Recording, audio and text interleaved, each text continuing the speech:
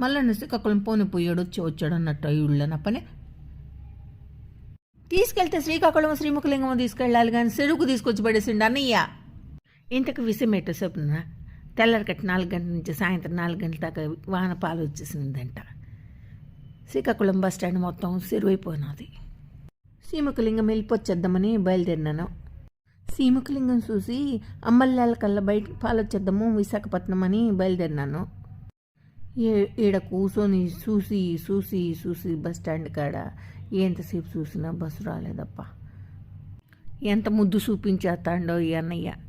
ఏదైనా శ్రీకాకుళం మనుషులు చాలా మంచోళ్ళబ్బా. తోసినమ్మ తోడుకోళ్ళు పుట్టింటికి వెళ్ళిపోన్నదని ఏది చేయలేక ఏం చేయాలో శాతకాక కూర్చొని ఇడియలు తీతా ఉన్నాను.